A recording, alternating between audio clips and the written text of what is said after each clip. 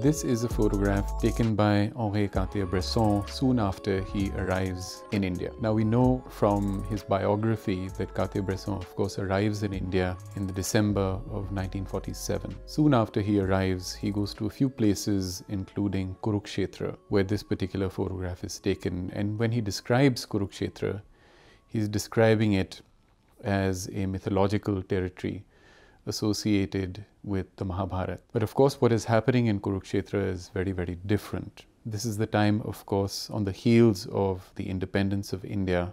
This is the time of the partition of India.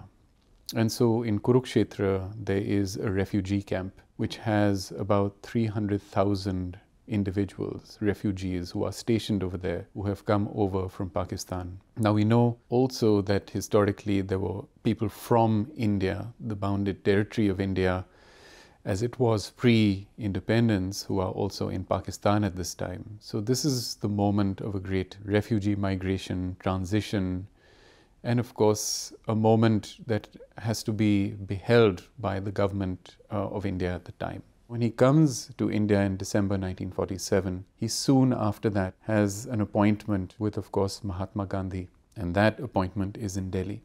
And we know soon after that meeting that takes place in Birla House that is named after the industrialist, that Gandhi is assassinated, and Cartier-Bresson is there at the time. Soon after this, in February sometime, he goes back to Kurukshetra, and I believe this time is accompanying Lady Mountbatten, who is going to look at the refugee situation, who is looking at medical facilities, who is looking at the situation on the ground and any kind of relief that can be brought for the refugees who are stationed over there. And this particular photograph is interesting also because it shows a way in which people are made to find relief from the daily traumas, from the daily anxieties that have befallen them on camp and on site. So there are various activities that are organized.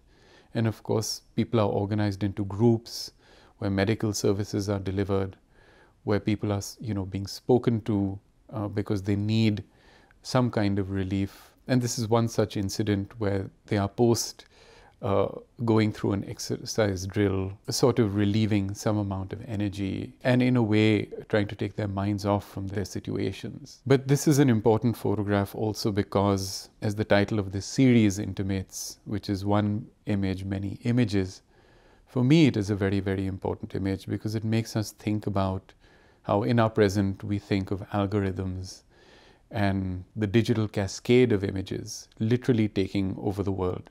It makes us think about what is part of the canon, and in this case, the Henri Cartier-Bresson canon, and what lies outside that canon.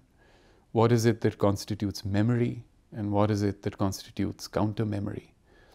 And as Foucault has indicated, also what has been said in history, and what is all that remains unsaid. It reminds me of other things. It reminds me of how Henri Cartier-Bresson talks about photography as a transaction of the head and the hand and the heart. It makes us think about what he says when he says that it is not you who takes the photograph. You do not seize the photograph. It is the photograph that seizes you. And that is very important because it makes us think about affect.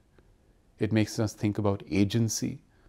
It makes us think about embodiment. It makes me think about books such as W.J.T. Mitchell's What Do Pictures Want? So what do pictures want? What do they tell a story of? And how do they connect with the wider world of images that are being produced at the time? That perhaps for me is the significance of this one image also from Kurukshetra.